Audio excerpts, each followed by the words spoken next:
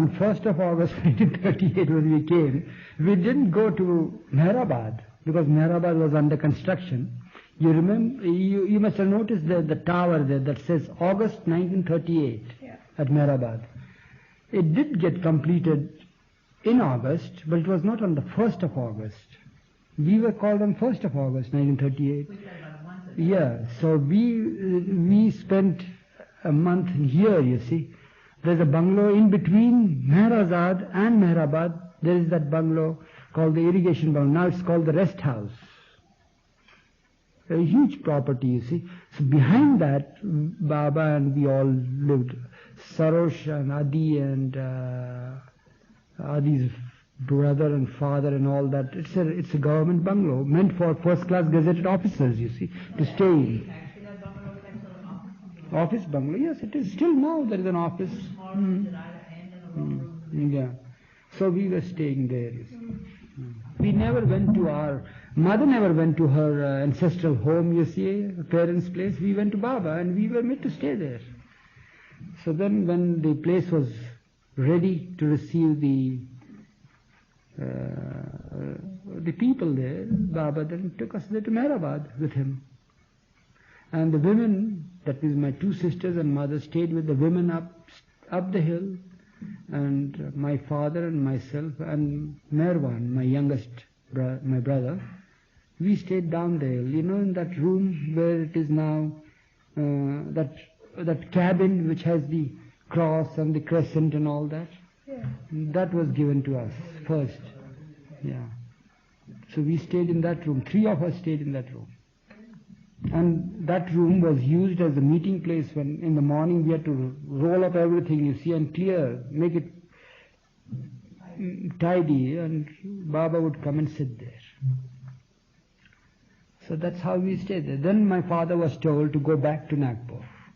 And he was told not to resign. Then he was told to take long leave, preparatory to retirement, premature retirement. There were 2 more years, you see, for him to retire. So then my father was sent back by Baba, says, no, you should continue. Now that you have come to me, I order you now. You will be working for me now. So go back and resume your service. And poor fellow, you see, the old man, having lost the whole estate, he had to find a little cottage and stay there. And then I was sent back to find a cottage for him and house him there.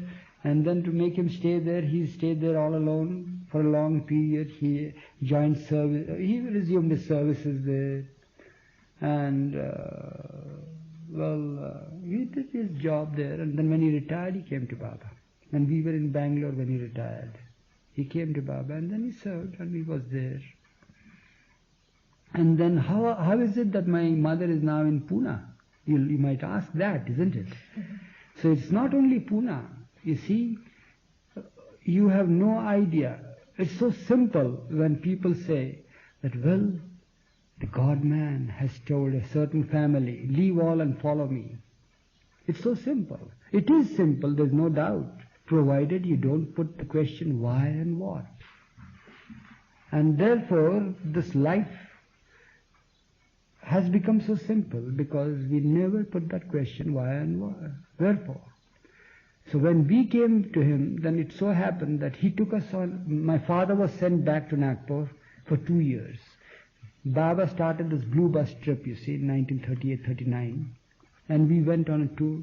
I was driving this blue bus, Elizabeth drove, Donkin drove and all that. Donkin came in 1939, by the way, later on. So, well, I was in charge of it. So 1 year we roamed about in this car. There, Baba said, what you should do is, when we went to Jabalpur, Baba said, what you do now, tells my mother and my sisters and my brother. My father was housed in Nagpur. My mother and my sisters were dropped at Baba Lover's place. He says, you stay here and see that Meherwan gets education. Yes. He is put in a school. He was in a school, school was disrupted, schooling was disrupted, he was put in another school. So my mother and my sisters now have to establish another house. and they are made to stay there, and my brother gets an education there in Jabalpur. And I come with Baba now. I am with Baba all alone. I roam about with Baba, wander about with Baba. And my father writes to me, says, I am all alone here. And then he writes, and my mother comforts my father, saying that you are not all alone, we are just doing what Baba wants us to do. And then I pacify and comfort both of them, saying that, well, it's all that. And then again my mother and my brother and sister again are taken by Baba, you see. And again we go out on a tour, you see. And on a long tour, and Baba calls them to Meherabad, and then again on a tour. And my father comes during holidays, and then we tour, and then we go to Dehradun, you see, North India. And then Baba tells us, that is my mother and us means the family, so that this is a good place for Meherwan to have education. So I find a house there in Dehradun, you see, and get established there, you see, there. And then he studies there in the school there for some months. He says, no, I think it is better that you all again wind up the house, you see, and come to me with Meherabad. So we go again to Meherabad, you see. And then again Baba wants to go out, so we all again go out. And then eventually it so happens that Baba says now he's going to establish his center in Bangalore. You know, you have heard of that Universal Spiritual Center? A huge property was bought and selected by Norina and Nadine and all that. And so my father retires, and it's a long story, you see. A huge property, 500 acres, you see. So that's another chapter in Baba's life, you see, a ministry. That Universal Spiritual Center. So you ask Adi in Adi's office, you see he has got so many sketches of the whole process, you see, of the whole thing. Well, so we went to Bangalore. Baba says now we are winding up all from Meherabad and we go to Bangalore. So we go to Bangalore. In the process, it's now time for my father to retire, so my father is given charge, you see, of the construction work of the center, along with other engineer, Baba Lover.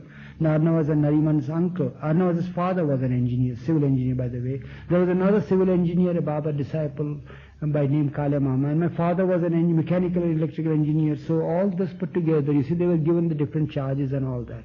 And the whole of Bangalore was invited for the, what do you call that, the foundation ceremony and all that. You see, oh, it's a big affair, you see. And then after that work started, and we stayed, Baba and the women stayed in the bungalow called the Links, and we stayed in 4 Palace bungalow and all that. And Baba established that little mast ashram there in the Links itself, you see. And I don't know whether you remember the story I told you about my prestige. How we were staying in the Links, a very posh locality, you see. And I was in charge of the mast ashram. So in the beginning I used to drive Baba in car, a good car. Elizabeth's car was there, that Ford new car and all that. So sometimes I would be always with Baba, you see. My mother and my sisters and all were with Baba at the time. My father was also with Baba. Everything was happy and rosy now. And I used to drive the car, drive Baba and all that to and fro. And there, in front of us, we were staying on Palace Road, you see, near the palace of Maharaja of Mysore. It belonged to the brother of the Maharaja of Mysore, that bungalow.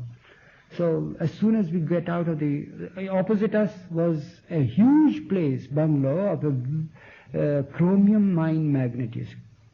You know, chromium mines are there, and a very wealthy person.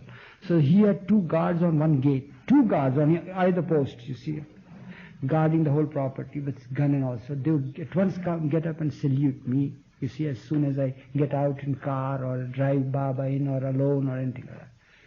So, well, I felt very happy about it and proud that, well, my status is still maintained although I have left the world, you see. So this came into my mind one day. And then soon after that, Baba established the Mast Ashram in Bangalore. Wayfarers is full of our tours, you see, and filling in the Mast Ashram, going south, bringing Chetty Baba and Fulwala and all that. The high type of musts were brought there, you see, our tours in the south. So one day when I was in charge of the place, you see, Baba told me that now there are lots of inmates and the cans, latrine cans, the old type, you see, we have to draw out the dishes, so to say, and empty them and put them back when the dishes are full. So what happened? Baba one day told me that there are so many inmates and these boxes are not enough, you see. You should immediately get some more, a couple of them more, you see. I said, it will take some time. I said, no time, no question now. You go and get it. What I thought immediately was, immediately means immediately. Now my mother had taught me all those things and I was just a newcomer, you see.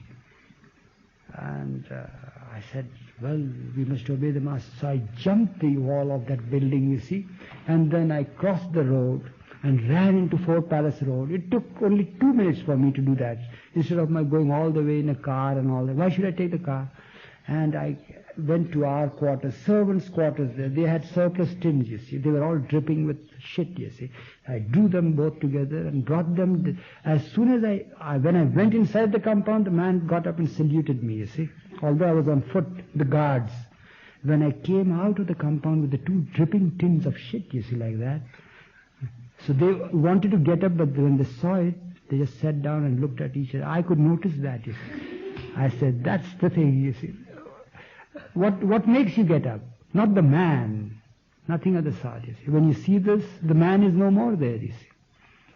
So, you see what's all this, you see, it's just a farce. That's what I felt. That was the first lesson I got, you see. So I didn't mind that. I just ran the distance, ran across the road, jumped over the wall, and there, the 2 tins are there. Baba was so happy. How did you manage it? He asked me. I said, well, I went there and jumped over the wall and got it. You wanted it immediately, it's there. So that's how we had to serve Baba, you see, like that. And it went on and on and on. Then Baba said, now it's time that Baba wanted to leave Bangalore, you see, and go away from there. So what about the Meher Spiritual Center and all that? It so happened the war got declared, you see, the First World War, and the military acquired the whole area. Military pounced upon the area, you see, because it was there, it was near a big lake and all that, and they gave us a handsome rent for it. Compensation was there. And Baba said, all right, now we can't go against the military, it was wartime. So what happened was that was a good excuse for Baba to leave Bangalore. And we got back to Meherabad again. So before leaving, Baba said, why not select a place over here for Meherwan and others, you see. And then in the meantime, Baidul's daughter came. She also, Baidul brought his family from Iran then. So his daughter was also to be put in school and all. So Meherwan, Sarwar, and Meheru's sister was now ripe for change in school and all that. Meheru has another sister. She's a doctor now. She's in Africa. Baidul's daughter is now married to a very well-known person in Bombay. She's there. So what happened is that all of the 3 children will go to school, and my mother can look after them, and my sisters are there. So why not have a house? So Baba and I went out in search of Baba, the God man, goes out in Bangalore in search of a house where he can house my family. So we go out and find a good place there. Baba liked it, and there is the opening ceremony and all that, and Baba put them there, and then we left again.